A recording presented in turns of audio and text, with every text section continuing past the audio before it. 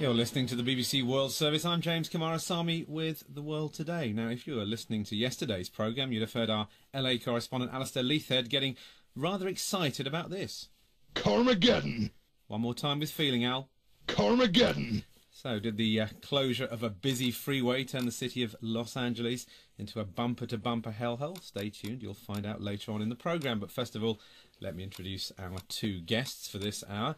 Here in the studio, Middle East specialist and journalist Nabila Ramdani. Nabila, welcome back to the programme. And we've also got, for the first time, although quite a veteran of BBC himself, former editor of the Pakistani publication Dawn and indeed of the BBC's Urdu service, Abbas Nasir. Thank you for being with us as well. Let's just, well, Abbas, let's start with you. As I said, a venerable BBC journalist, used to be head of the Urdu service. How does it feel being back in Bush House at such a godly hour, shall we say? Yes, I mean it's exciting and it's a bit sad all the same, because it seems the crowd seems much thinner after your rather savage cuts off late. But yes, it's good to be back, and it's good to be good to see some familiar faces, and good to see the energy that's always flowed through this place flowing as it always has. Wonderful. Well, Nabila, how about some flowing football from you? I know you've been something. The item we're about to feature is the Women's World Cup final. Yes, the football absolutely. is something you've been following, I understand. I do love football, and I do watch it at any opportunity on TV, but I also like going to stadiums to watch football. A Pompey fan, a Portsmouth fan, Absolutely. I understand. Yeah, and this is, so we've got America versus Japan in the final, and the Americans have won it a couple of times, but I think you've got a soft spot for the Japanese? Yes, absolutely. I think it's going to be a really interesting game because of what Japan has gone through recently. In March, of course, the country was hit by earthquakes and also was affected by a nuclear crisis as well.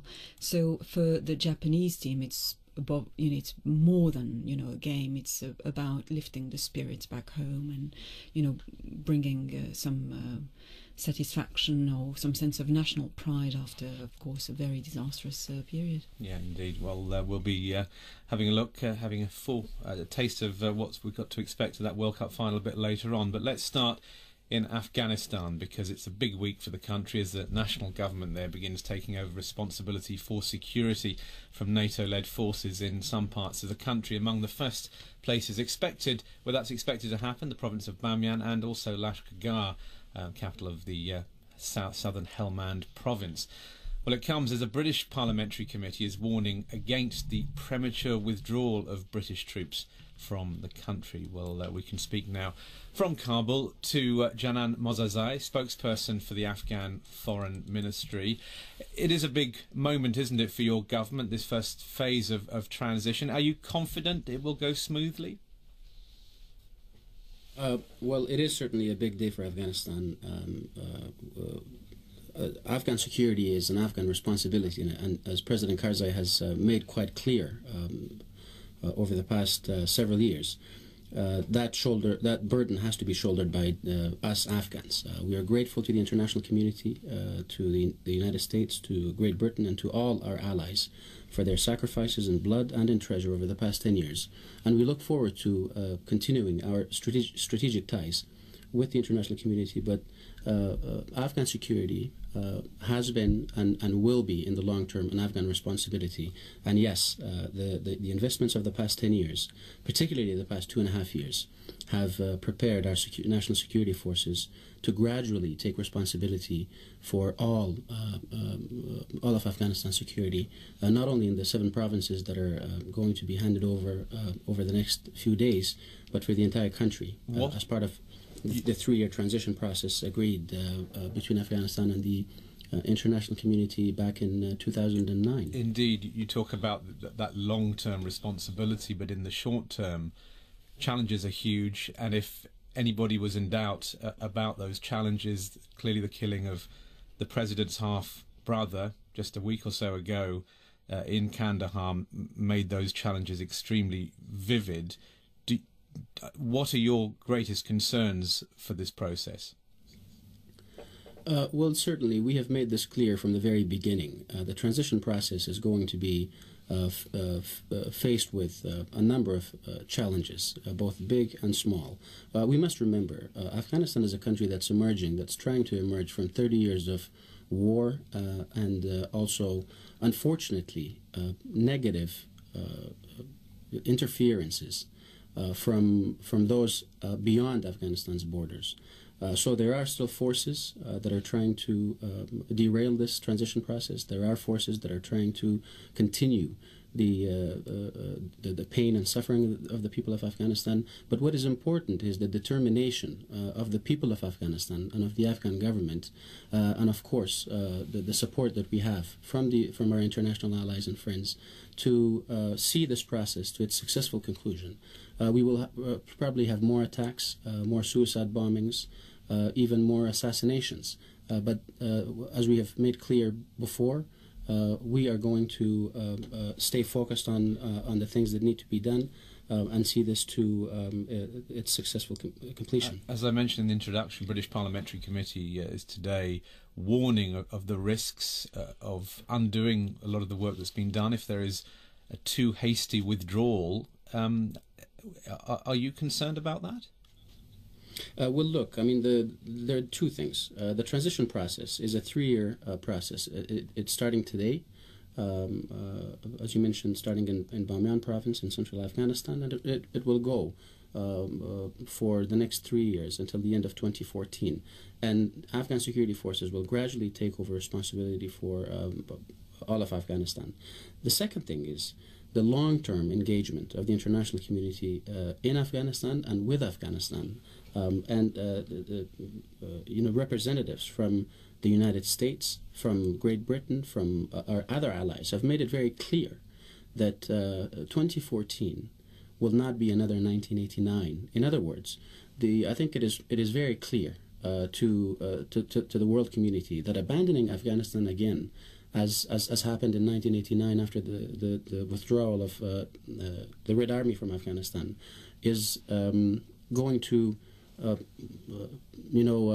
bring about another catastrophic period of not only internal strife but also regional instability and also significant threats to the security and stability of the international community, as was evidenced by the 9/11 attack. So we're working on that as well. There's a conference coming up in Bonn in December, an international conference about Afghanistan, and we hope to better define that engagement, that long-term engagement between Afghanistan and the international community for 2015 to 2024. Okay, I want to bring in, you mentioned the regional implications. I'd just like to bring in one of our guests here, Abbas Nasir, former editor of the Pakistani publication Dawn, at this point. Perhaps some thoughts you might have for the Foreign Ministry spokesman there. I mean, the only question I have is that looking at it from the other side, I mean, I totally sort of understand your concerns about foreign meddling in Afghanistan and Pakistan. We all have identified is one culprit. But do you think once and if that meddling stops, that the timelines that we are talking about are realistic? Because, I mean, as the vulnerabilities in Afghanistan are just far too many to go away in a period of 2.5, 3 years, or you have, would you defer with that? Well, I mean, you can always question the timeline, but the fact remains that we have to take responsibility for our own affairs, for determining our own future and our own fate. Look, I suppose the question is the timing of that, isn't it? I was giving more of a historic perspective, and I think we have to be realistic about what things have happened in this region over the past 30 years, particularly over the past 15, 20 years. We have actually witnessed a qualitative improvement in relations between Afghanistan, in relations with the Islamic Republic of Pakistan over the past couple of years, particularly over the past several months. I think there's more clarity on the shared goal and the shared need for the two countries' joint struggle against terrorism, and also for the safety, security, and stability of the broader region, for the benefit of the peoples of Afghanistan and Pakistan and the wider region and the world. And so we hope to continue that cooperation. I'll just pick up on that point for a moment. When you talk about the world, I mean, how do you look at Western, in particular American ambivalence? Because here we have the president's half-brother being killed, who was, kind of castigated just up to months ago for being a drug lord and for, for every, got a dodgy thing happening in Kandahar. And today there's mourning saying we've lost a big ally. Does this ambivalence not, create a mess that, again, Afghans will need to sort out themselves?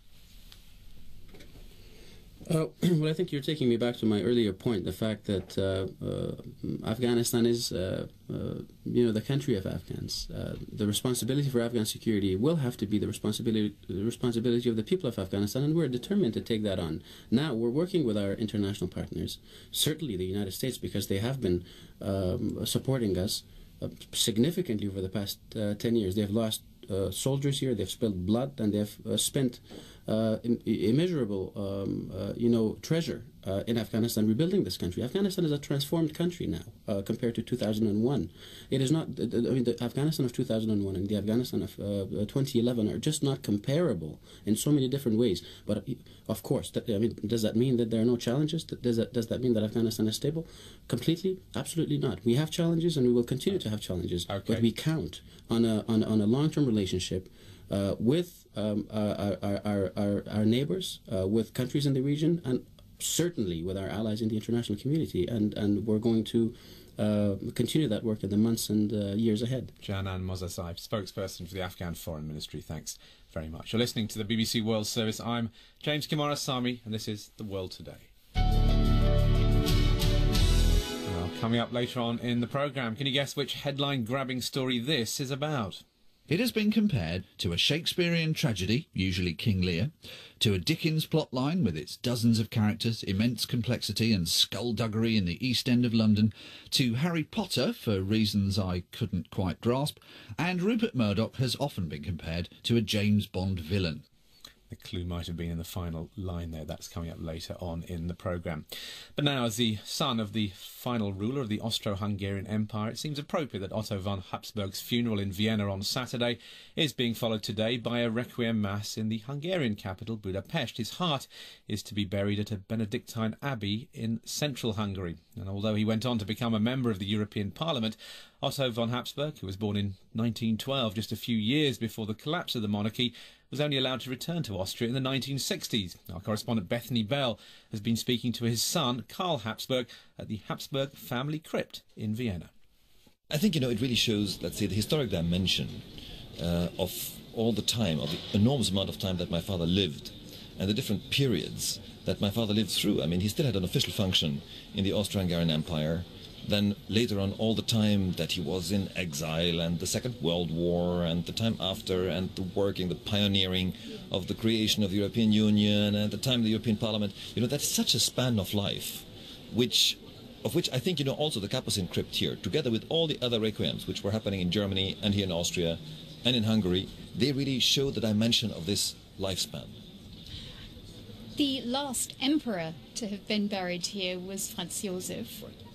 Your own father wasn't allowed back into Austria until the 1960s. How did you manage to have the Austrian government agree that he could be buried here? I mean, he was able to come back here since many years. So I think in 1967 he was coming back to Austria for the first time. So I think it was just, it's a sign of, the historic understanding, and it's our historic family crypt here in Vienna. So I think it was just the logical step that we as a family just tried to make sure that he gets buried appropriately next to his mother. How would you respond to those Austrians who say Austria is a republic now, the monarchy dissolved many, many years ago? This has nothing to say to people of modern Austria and even modern Europe. The old Chancellor Bruno Kreisky here, who was a social democrat, once when a remark like this was made, he said, "Go and learn history." And that was his remark. And I think to some degree you could also say the same. If you don't see the history in this town, where you basically can see the history of not only Austria, but of the Austro-Hungarian Empire on every step you make, you can feel, you can breathe this history. And that's just part of that history. How do you feel your father will be remembered? Well, I really hope that he will be remembered as somebody who was embracing everything modern that came up. He was somebody who was based on really historic, solid Christian values. He was basing his judgment, but always embracing whatever came up and trying to implement those values in all the changes that happened during his life. That's why I think it would always be wrong to only remember him in context of the old monarchy, or only to remember him in the context of the European Union. I think he should be remembered in the whole arch that his life basically have been creating over the whole time and over the whole changes that happened in Europe in his lifetime. Is the monarchy now something that is purely in history? Well, I think if you look around seriously in Europe, you will see how many absolutely great monarchies are actually existing. And my father always said that he's a legitimist. I mean, he's truly believing in legitimate political systems. And that I can only fully endorse. And that was Karl Habsburg, the son of Otto von Habsburg, speaking to Bethany Bell in Vienna. Nabila Ramdani, I think you're a bit of a fan of, or we're a fan of Otto von Habsburg.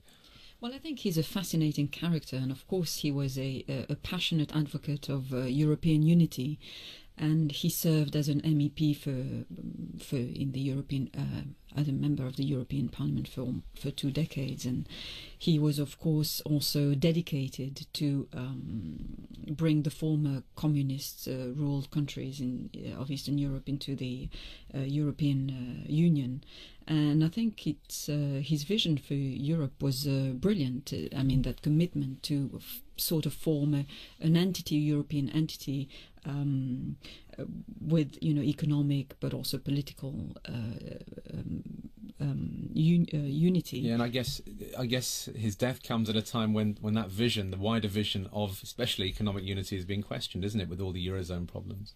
Well, very much so. I think the project in itself is a brilliant one, but it's not quite working, as we now realise. The Eurozone crisis is, of course, revealed that now some countries are in much more trouble than others, and having to come to the rescue of Greece, and now Italy is in trouble, but also we've got other blighted economies within Europe like Portugal, Spain, and of course Ireland. So I'm quite pessimistic about the future of the Eurozone, to be honest. But also we're seeing how politically and the military cooperation within the European Union is also not working at all. We're seeing the divisions over wars abroad, for example. And I just wondered, just to pick up on the visionary nature of Otto von Habsburg, whether Europe is missing those visionaries now. I think so. I think it was very important to think and lay out that vision, especially to end a dependency on the United States, for example, especially after the Second World War, where Europe depended massively on financial aid and from the United States. So it's important to have Europe as a independent entity standing by itself. Abbas, I'll bring you in. I know you've got European connections yourself, haven't you? Yeah, I was going to ask a question of Nabila, actually. Nabila, this sort of vision of European unity that we talk about, I mean, a lot of politics, especially, right-wing politics of Sarkozy and Merkel is now kind of leading the thought on European integration, etc. Would the sort of vision you're talking about, would that have facilitated, say, Turkey's entry into the Union, for the simple reason that its economy today it seems to be doing better than Greece, Italy, Spain, even some other countries of Europe? Well, I think one of the problems with Turkey's entrance in the EU is that the EU very much sees itself as a Judeo-Christian entity. And because of Turkey's Islamic legacy and culture, it seems to be a problem, which of course it's historically wrong to say that Islam is not part and parcel of the of European legacy.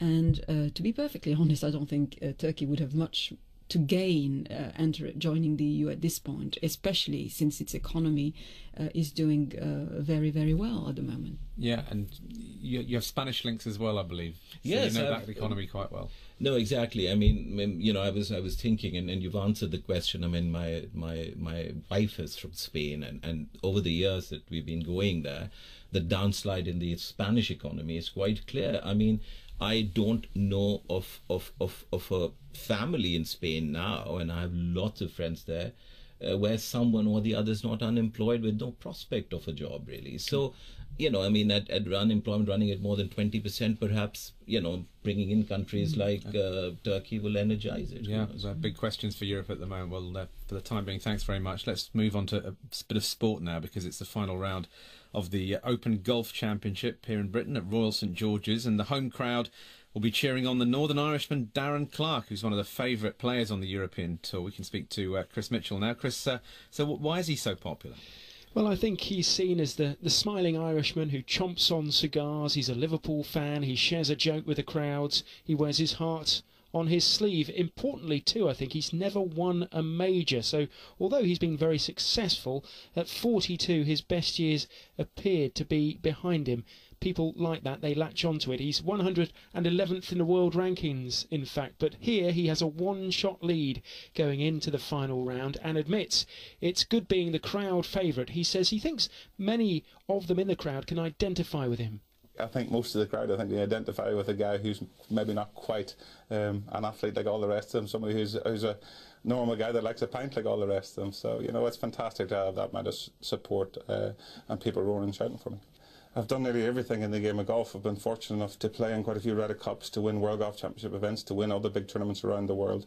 But a major has so far eluded me. The forecast, I believe, is pretty strong wins again, which will suit me. But, you know, a major's always tough to win. But, you know, I've put myself in the position again where I can challenge, and I can't ask for anything more than that come Sunday. The American Dustin Johnson goes out with Clarke. He's one shot behind. He says he'll be trying to keep his head. You know, for me, I just need to take it slow. Just, you know, one shot at a time. Don't get too fast. You know, just slow in my routine. You know, just do everything at a good pace. You know, when I really played bad at the U.S. Open, I got really fast. And so tomorrow I'm going to just enjoy the moment, and, you know, one shot at a time. Ricky Fowler is another American, 3 shots off the lead. He says he likes the unique style of links golf where rain, wind and humps and hollows on the course are prevalent. My longtime coach, who unfortunately passed away a couple months ago, Barry McDonald, he was very old school. He was probably about, I think he was 75, and the way he taught me the game was, you know, a lot of his teachings were off of Ben Hogan, and obviously he played all right over here a couple times, and you know, I grew up on a driving range, and we used to hit shots and picture everything. So, I mean, links golf, you got to have an imagination, and you got to be able to control your ball, and that's really what I grew up doing. Updates from the course later in Sports World for you. Chris, thanks very much. Over the hill at 42, whatever is he thinking of? You're listening to The World Today from the BBC World Service.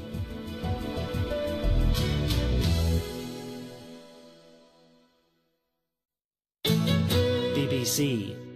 The play rarely gets a staging outside Africa these days. In life, there are always interruptions. Hello, can I call you back? I'm busy right now. More pressing obligations. Is that time? I'm late for work. And little things that need to be dealt with. Mommy! I'm coming! But when life gets in the way, all you need to do is click the pause button. Because you can listen online to BBC programmes at a time that suits you. Stop and start when you want and hear the best bits over again. Don't miss out. Listen anytime at bbcworldservice.com/programmes. Every week we tackle the issues and examine the big stories affecting the planet's most popular game. Sign up for the World Football Podcast at bbcworldservice.com and you won't miss a kick. It's 5:30 GMT. This is The World Today from the BBC World Service. Coming up later in the programme, the latest in the scandal that's hit Rupert Murdoch's News Corporation. Thousands forced from their homes in Brazil as it prepares for the Olympics and for the World Cup. And we'll be getting behind the wheel in Los Angeles to see whether the drivers there have survived the promised Carmageddon. That's The World Today with me, James Kamarasamy. First, though, a summary of world news. BBC News with Stuart McIntosh. The Venezuelan President Hugo Chavez has gone to Cuba for further treatment for cancer. He's due to undergo chemotherapy in the next few days. Before leaving, Mr. Chavez said doctors had found no more malignant cells in his body after he'd had surgery to remove a tumour last month. In a brief statement, he said he would be leaving for some days. China has responded angrily to a meeting between President Obama and Tibet's exiled spiritual leader, the Dalai Lama, in Washington. It said the encounter had damaged relations between the two countries, describing it as a gross interference in China's internal affairs. Iran says it's ready to cooperate with Argentina over the bombing of a Jewish community centre in the Argentine capital Buenos Aires in 1994. Argentina has blamed Iran for the attack, in which 85 people died. The Egyptian Foreign Minister, Mohammed El Arabi, has resigned ahead of what's expected to be a major cabinet reshuffle to be announced later today. The Egyptian Prime Minister, Essam Sharaf, has promised a major shake-up of his administration amid continuing protests in central Cairo. The Libyan leader Colonel Gaddafi has said he'll never leave Libya, which he described as the land of his ancestors. His speech was broadcast over loudspeakers in the city of Zawiya, which was under rebel control in the early weeks of the revolt and was only taken back after fierce fighting.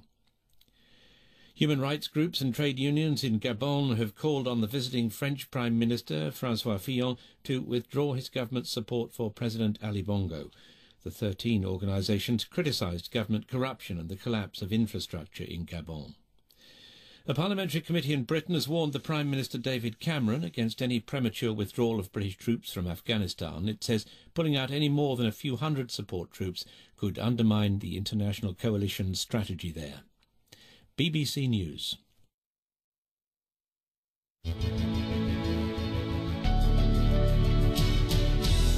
You're listening to the BBC World Service. I'm James Kumarasamy with The World Today. Now, the news of the world may be gone, but the remaining British Sunday papers have got plenty of news about the phone hacking scandal which resulted in the closure of the best-selling tabloid, and about the ensuing crisis at its owner, Rupert Murdoch's media empire.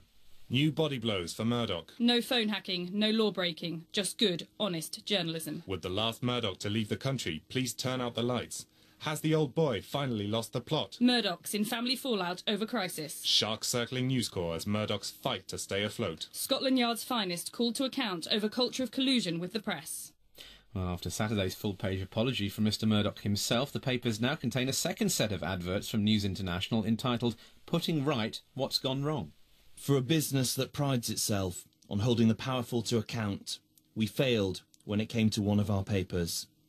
Apologising for our mistakes and fixing them are only the first steps. It may take some time for us to rebuild trust and confidence, but we are determined to live up to the expectations of our readers, colleagues and partners. We will not stop until these matters are resolved.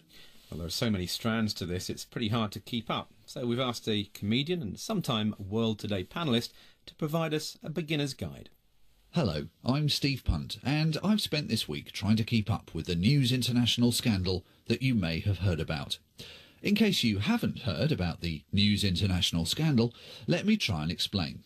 It is the Uber scandal, the Urtext scandal, the platonic ideal of scandal. It is the Watergate of the private sector.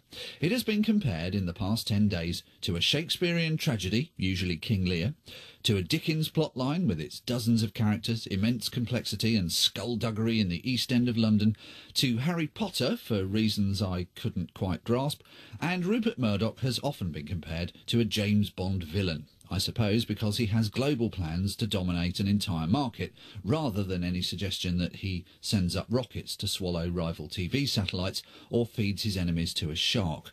But like Dickens, Bond and Potter, this is a British story that's taken off in the US. As a result of all these largely inaccurate comparisons, a lot of time has been spent in the British media discussing the inevitable movie version of the scandal and who might play who. The flame-haired Rebecca Brooks seems a shoo-in for Nicole Kidman, and for the intimidating, all-powerful Australian, Russell Crowe is the only choice. Rupert Murdoch is 80, of course, so there's an Oscar for Best Makeup on the cards there as well, but it would mean the chance to remake the famous scene from Gladiator. Our name is the House of Commons Select Committee, slandered by the British newspapers, our expenses slashed, our perks reduced, and we will have our revenge, in this life or the next. But it doesn't have to be just a movie. It might make an excellent musical. featuring a line of phone tap dancers, and of course a big emotional number at the end where Rupert says sorry, while a chorus of Wall Street investors hum with disapproval in the background. For the younger audience, it would make a fantastic computer game, hacked Call of Duty perhaps, or Character Assassin's Creed, in which you are a British journalist out to destroy as many celebrity reputations as possible, gaining extra points for occasionally hitting a legitimate target. And for the youngest demographic of all, there's great potential in a range of spin-off toys. The Rebecca doll for girls. Pull a string in her back and she can't remember anything. Or for boys, last-minute action man. He sits in New York for 2 years, watching things get worse and worse, and then attempts a daring rescue, just slightly too late. So, if you're still puzzled by the shenanigans of the scandal, don't worry. I have a feeling it's going to be around, in one form or another, for a while yet. And that's all clear now, thanks to Steve Punt. Well, my panellists listening with a couple of wry smiles on their faces. Nabila Ramdani, Middle East specialist and journalist, and former editor of the BBC's Urdu service, Abbas Nasir. Let's get your thoughts on this. There's lots in the papers today, of course, lots of commentary, an editorial, for example, in the left-leaning Observer, with this long list of questions at the MPs who'll be grilling Rupert Murdoch, his son James, and Rebecca Brooks, the former chief executive of News International, on Tuesday. Abbas, where do you think this will all end up? I mean, I personally think this is a serious nightmare for a man who's wielded power and you know, a huge amount of power, political power in particular. I mean, if you look Wielded, back, you used the past tense there. Do you think? I do not. I use the past tense, and that's telltale, and it was unconscious use of the word wielded rather than wheels, because I do not see it. It'll be just far. I mean, that after everything is surfaced, you know, it'll be impossible for Rupert Murdoch to, at least in this country, in UK, to have the sort of access to number 10 Downing Street, you know, the Prime Minister's official residence, and to the upper echelons of British, you know, political elite, quite frankly. But I also feel that it, you know, the News Corp empire in America, you know, that's the price for him as far as he's concerned. I mean, did you see the ease with which he sacrificed the news of the world? Perhaps, you know, it could have been saved had the red head that Simon mentioned to been sent home earlier, but Rebecca Brooks.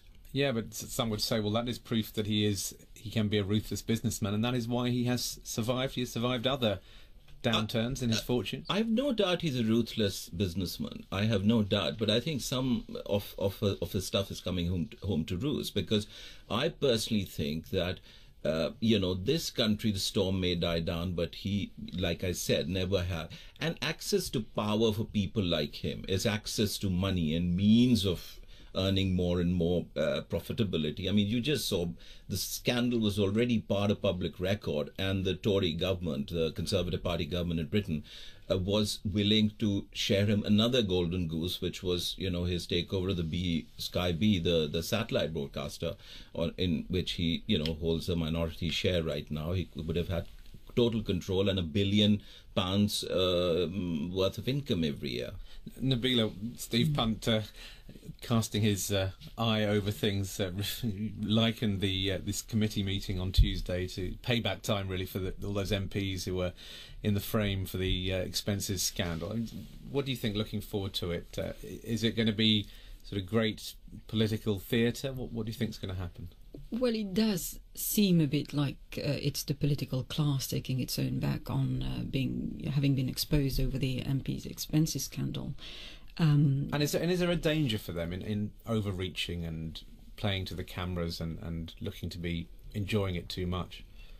I think so, because at the end of the day, they are still you know, people in powerful position who are accountable and should be transparent about anything. So my fear is that you know, a whole new set of, you know, very strict regulations will jeopardize this the investigative journalism in particular, and probably perhaps not push for powerful and rich people to be accountable any longer. I wonder what you make Ed Miliband, the leader of the opposition Labour Party, calling for a dismantling of Rupert Murdoch's empire in an Observer today. He is being seen as to have done well politically out of this, because he perhaps has fewer links, or not the same direct links that David Cameron has had to Rupert Murdoch, although the Labour Party, of course, has had very direct links to Rupert Murdoch. What's your own view about how this is played politically here in Britain?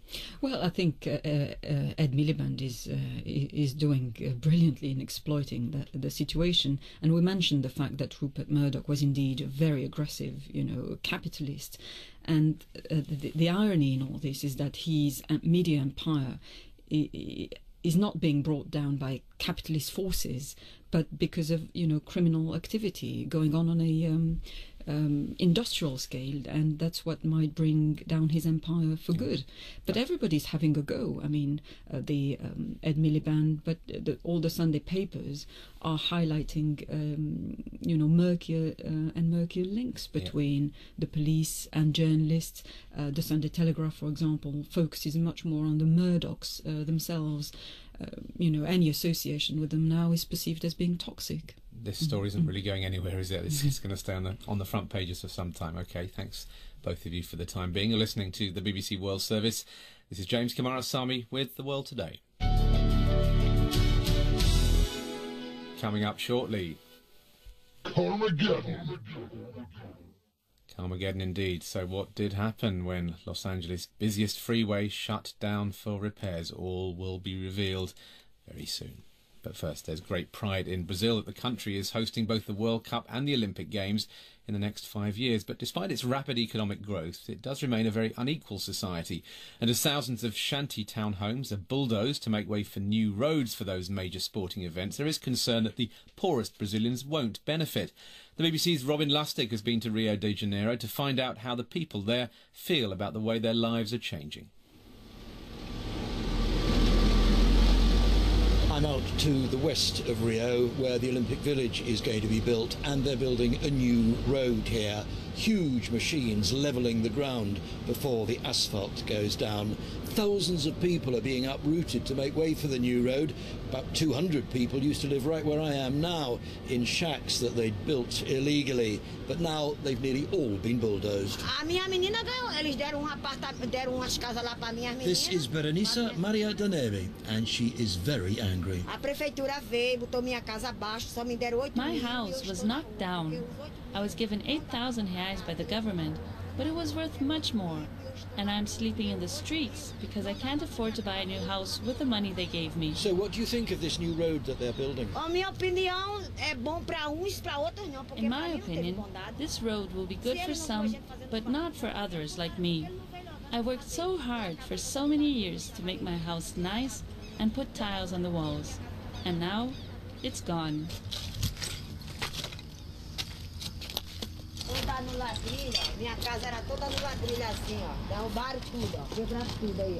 Berenice is showing me now where her house used to be. She's just in the middle of a pile of rubble, picking up bits of old brick, throwing them down in disgust. Some clothes as well that were in the house, her clothes, when it was destroyed. She's absolutely furious. Well,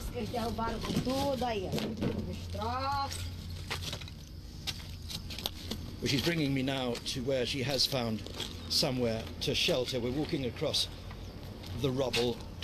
In between the stones, there's just stagnant water covered in green algae, and inside, what's left of this house, well, she's got a bed, but there's water in here as well, and it reaches halfway up her legs. It's not a nice place to live.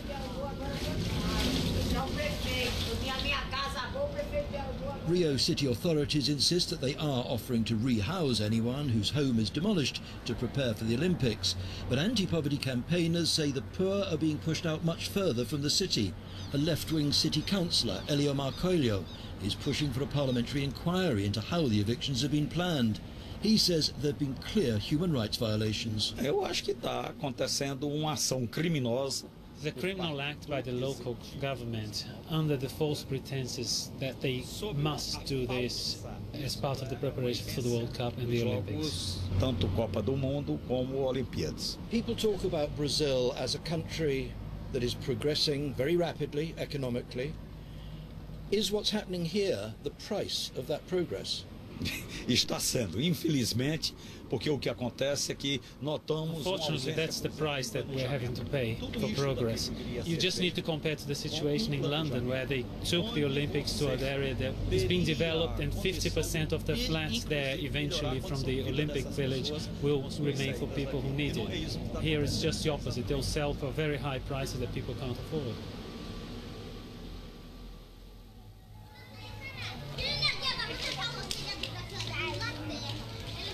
This is where some of Berenice's ex-neighbours have ended up. It feels like I'm in the middle of the countryside, in the middle of nowhere. It's a new housing development built for people whose houses have been destroyed. This is where they've been sent by the government. Rows of neat little houses, each one just 2 stories high, children playing in the streets. I'm going to talk to one of the people who's moved here from much closer to the city. His name is Clayton Martins. Motivo que chegou até a gente é que ali ia ser parte dessas obras que estão sendo feitas, né? We had to move here because they are building a new road where we used to live. I wouldn't have preferred to stay there because everybody knew each other. Here is much less safe. People from dangerous favela have been moved here and there are robberies. We can't go out alone at night. So how does life here compare to life there? Lá tem lado bom e o lado ruim. There are good things and bad things. The houses are nicer here, but they're very far from everything. I work in a restaurant and it takes me a lot longer to travel there than it used to. If my mother gets ill, she wouldn't be able to see a doctor at the nearest hospital because they can't cope with the number of new people. So, have the authorities got the balance right? Or are the poor paying the price for Brazil's remarkable emergence as a global power? Jorge Luis Borges Ferreira is an urban planner, and he says only a minority will enjoy the benefits of Brazil's growth and the sporting bonanzas to come. Of course, some of these projects that really brings good things for the city. We have more accessibility, we have more public transport. It's a big party and we love parties, but we are talking about maybe 20 or 30% of the population. We have 6 million people only in Rio, and most of them, they will not have conditions to enjoy all these good things that the parties will bring. And that was Robin Lustig reporting. Just a reminder of our main headlines at this hour. The president of Venezuela, Hugo Chavez, has arrived in Cuba for more cancer treatment. China says a meeting between the Dalai Lama and President Obama has damaged relations with Washington. And British members of Parliament have strongly criticised the way that British troops were deployed to southern Afghanistan. Now, here's an item that you might have expected to be figuring in the headlines, because on yesterday's programme we were hearing about the threat of Carmageddon in Los Angeles this weekend. As we went to air, the city was preparing for a 53-hour shutdown of a stretch of the I-405. That's one of the busiest motorways in the world. The BBC's LA correspondent Alistair Leithhead told me about people's fears of traffic horror. It's difficult to say the word Carmageddon now, I think, for me, without saying it with a deep sort of American accent and dramatic sort of Carmageddon sort of way, because that's pretty much You did that very well, I have to say. Thank you, I've been practising. We've been hearing that for weeks now, and it's been hotting up this week, of course, as this stretch of road has been preparing to close. It's due to close in a couple of hours' time. The leads up to it have already been closed down, and I think pretty much everybody in Los Angeles is well aware that this stretch of road is going to be closed, and are being advised to stay in their neighbourhoods, to not go out and venture across Los Angeles at all over this weekend, because if they do, they face getting stuck in miles of tailbacks. Well, undeterred by all the warnings of impending doom, or knowing him because of them, Alistair decided that there was only one thing to do. Well, I've decided to risk it. To risk Carmageddon in Los Angeles and get in the car and drive across the city.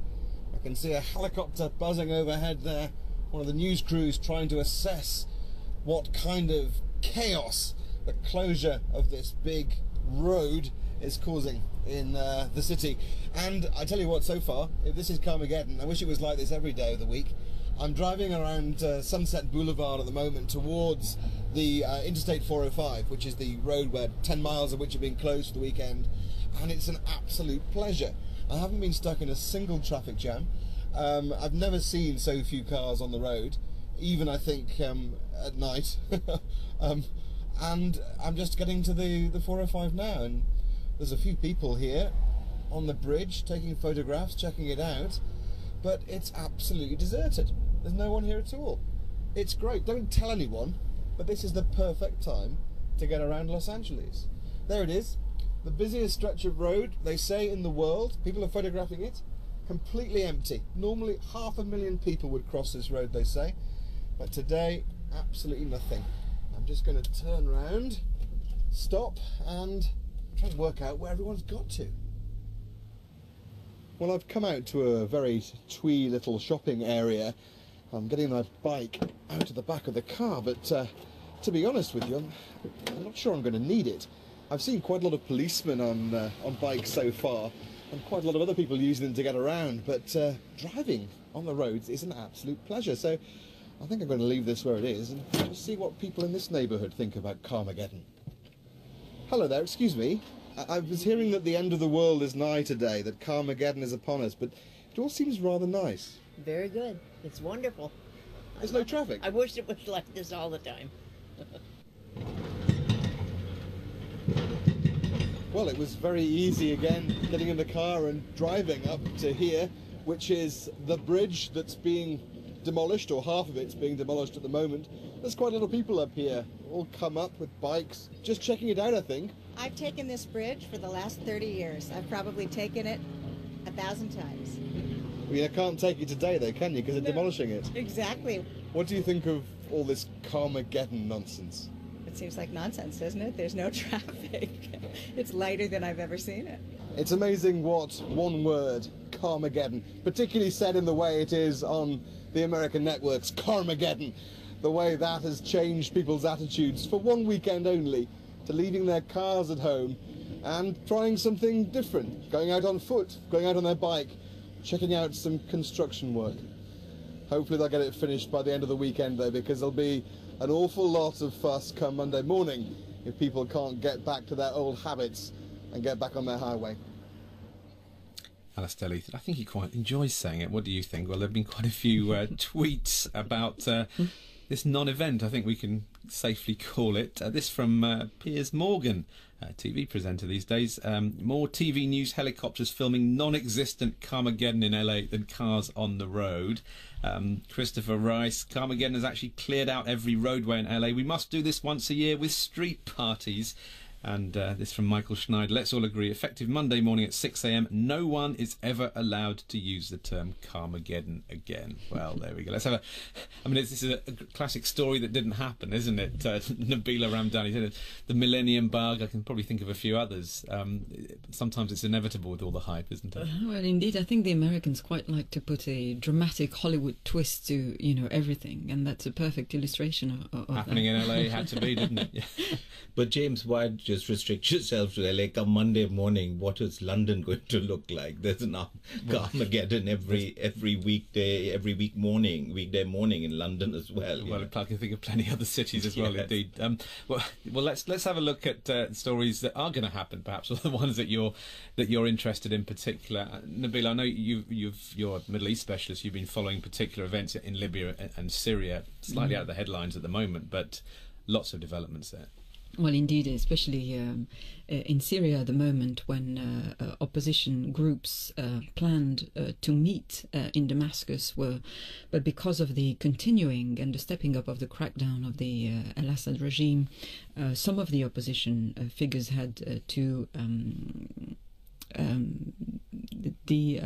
actually organize their meetings in Istanbul, in neighboring Turkey. So that's quite the situation in Syria is absolutely heartbreaking to see that I'm quite baffled by the lack of intervention.